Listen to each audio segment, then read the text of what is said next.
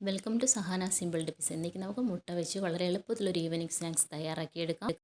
ഇതിന് വേണ്ടിയിട്ട് ഒരു ബൗളിൽ 2-3 മുട്ട എടുക്കുക, ഒരു പിഞ്ച് ഉപ്പ്, ചില്ലി ഫ്ലെക്സ് അല്ലെങ്കിൽ red chilli powder, fried rice mix അല്ലെങ്കിൽ ഗരം മസാല അല്ലെങ്കിൽ ചിക്കൻ മസാല ഏത് വേണമെങ്കിലും എടുക്കാം. നല്ലപോലെ മിക്സ് ചെയ്തെടുക്കുക.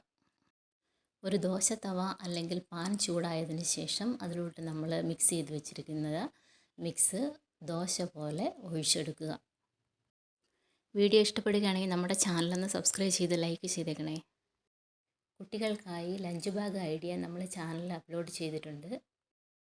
മുട്ട 2 സൈഡും തിരിച്ചും മറിച്ചും ഇട്ട് വേവിച്ചതിന് ശേഷം നമുക്ക് ഇഷ്ടമുള്ള ഷേപ്പിൽ അത് കട്ട് ചെയ്തെടുക്കാം.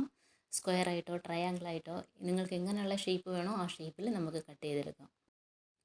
ഇനി ഒരു ബൗൾ എടുത്തതിന് ശേഷം അതിൽ 1 കരണ്ടി മൈദ, 1 കരണ്ടി കോൺഫ്ലോർ, 1 കരണ്ടി റൈസ് ഫ്ലോർ ഇത്രയും എടുത്തതിന് ശേഷം അതിലോട്ട് ഫ്രൈഡ് റൈസ് മിക്സ് അല്ലെങ്കിൽ ഗരം മസാല അല്ലെങ്കിൽ chicken masala, red chilli flakes അല്ലെങ്കിൽ മുളക് പൊടി, ഒരു പിഞ്ച് സോഡ, ആവശ്യത്തിന് ഉപ്പും ചേർത്ത് നല്ലതുപോലെ മിക്സ് ചെയ്തെടുക്കുക.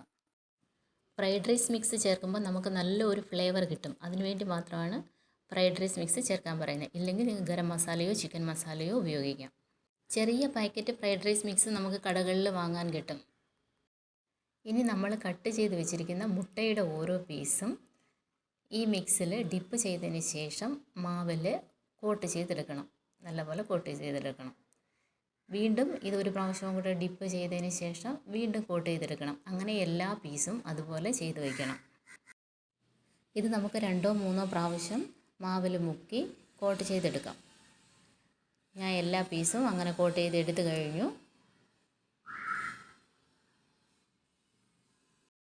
ഇനി ഒരു ചട്ടിയിൽ എണ്ണ ചൂടായതിന് ശേഷം ഇത് ഓരോ പീസും ഇട്ട് നമുക്ക് വറുത്തെടുക്കാം. തിരിച്ചും മറിച്ചും ഇട്ട് വറുത്ത് എടുക്കാൻ വേണ്ടിയതാണ്. നമ്മുടെ റെസിപ്പി റെഡിയായി. കുട്ടികൾക്ക് വളരെ ഇഷ്ടപ്പെടുന്ന നല്ല ടേസ്റ്റി ആയിട്ടുള്ള ഒരു ഈവനിങ് സ്നാക്സാണിത്.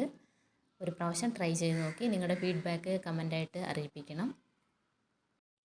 ചാനൽ ലൈക്ക് ചെയ്യാനും സബ്സ്ക്രൈബ് ചെയ്യാനും മറക്കരുതേ. Thank you for watching.